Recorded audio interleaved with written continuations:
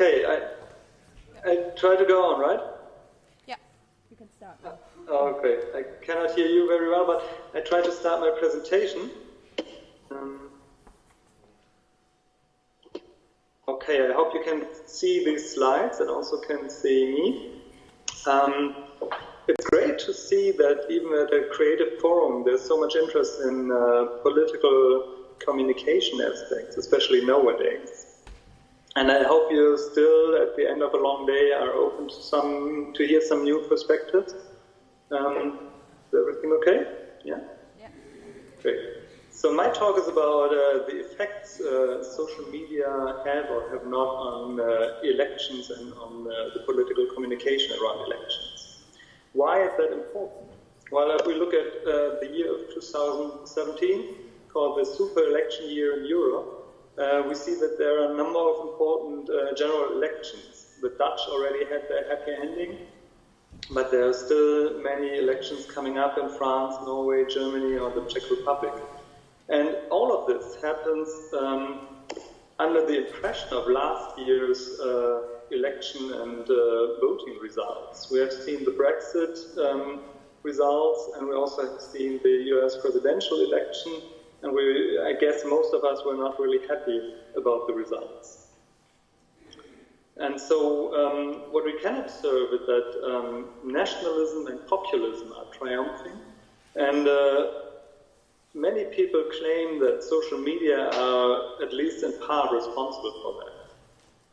So that's something I want to look a little bit more closely to. The saying is that democracy is doomed, and if we look at the accusations in the mass media, also in social media, we see several factors that contribute to that. We see that algorithms are creating echo chambers where you only hear your own voice and opinion. We see that hate speech is discouraging people to participate in political discourse. We see that fake news are distributed by social media platforms like Facebook or Twitter. And we also see that social bots are trying to influence the opinions of voters and even manipulating these. So these are substantial worries, and they are justified by the central position that communication has in any democratic system. And we all know that the shift that happened with digital communication has also affected the way we communicate about politics. But we also have to ask, isn't that just a form of moral panic that is brought to us by the mass media that is increasingly nervous and in part hyperventilating?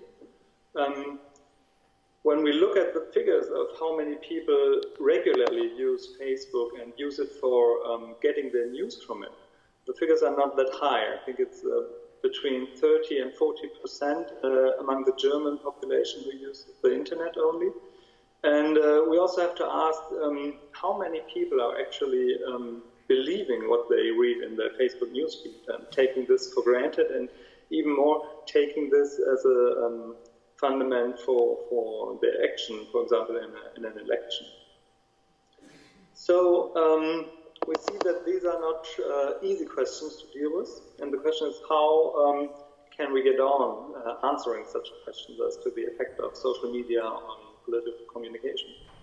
And I think fear is always a bad counselor in this case, and I would like to propose an alternative way of looking at things that has to do with my work at the Office of Technology Assessment at the German Bundestag. So technology assessment is an attempt to look at new and emerging technologies from hopefully many multiple and interdisciplinary perspectives. It tries to bring scientifically valid knowledge about these technological developments, but it also has a focus on policy options. That is, what can politicians, what can regulators do about these technologies, and trying to figure out what should be done about technologies. And the third principle of technology assessment is that we attempt to think things through till the very end. so that you just not stay with the apparent facts, but also think about what are the consequences of the proposals you make. So to exemplify what technology assessment can contribute to answering such questions as to the effect of social media on elections, I would like to take the example of social bots. I don't know if you have heard about social bots, except that they have been mentioned before briefly. Bots in general are computer programs that automatically perform certain tasks. It can be whatever, programming your door at the home, or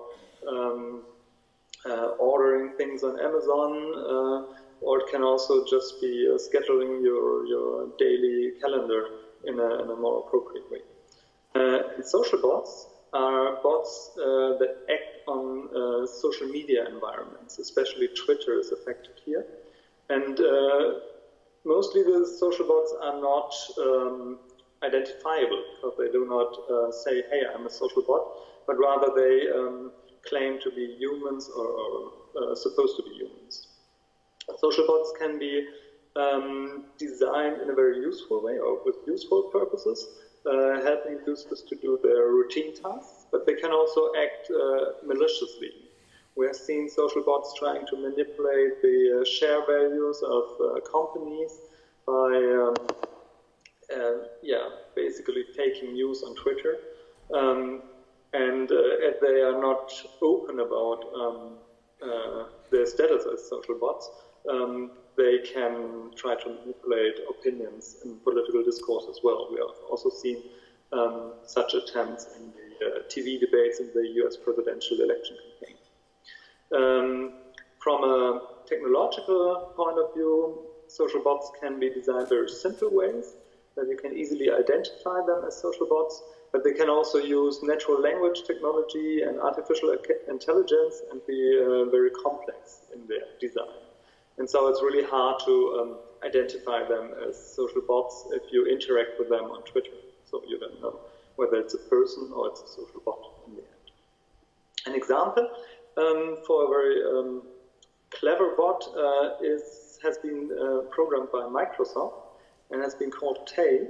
And they gave him learning capabilities and sent him on Twitter, or rather her from the image it had. But on Twitter it did learn, but what it did learn was a bit astonishing, because it came up with racist and neo-Nazi slogans that it apparently did learn from the people on Twitter. So it was capable to learn, but it obviously did hang around with the wrong guys.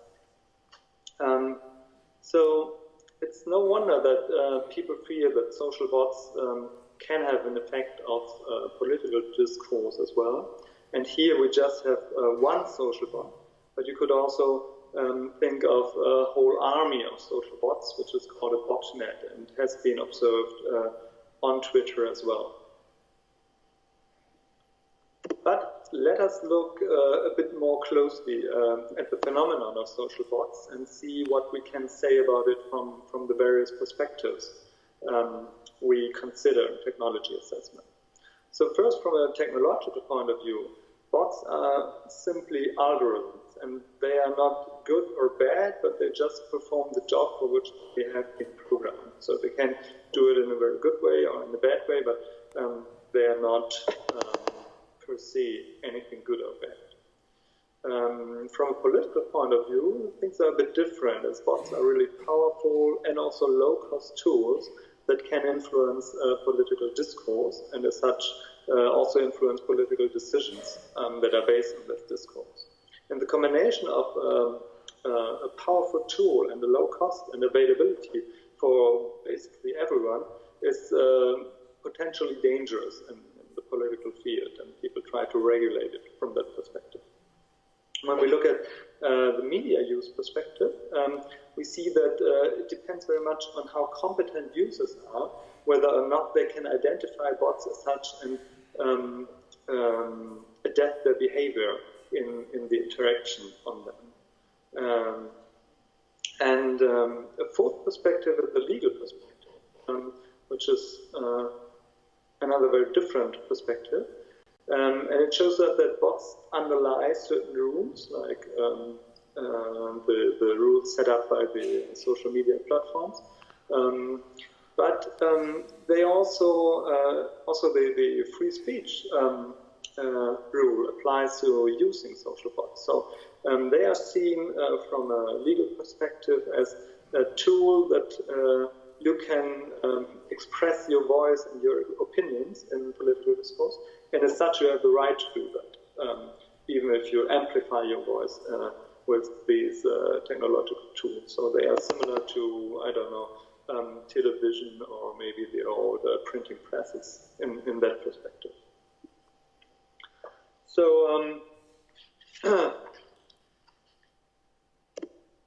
with the focus on what politics can do about social bots, we can identify several options based on the analysis of these different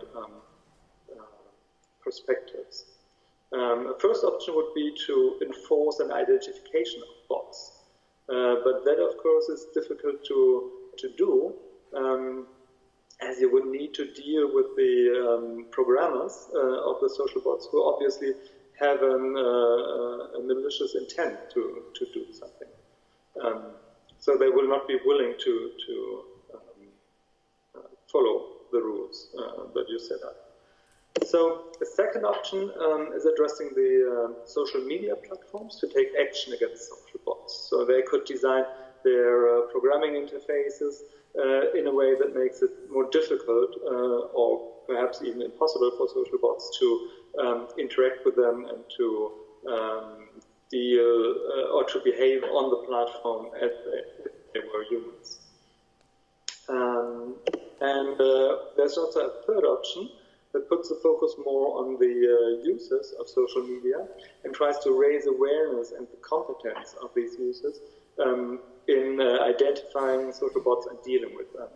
And that does not just apply to the ordinary users, but especially to professionals like journalists or economic analysts who are working with the data from, for example, Twitter follower numbers to analyze certain trends or identify certain hypes, which is of course very dangerous if you don't know if it's a real hype or just a social bot phenomenon.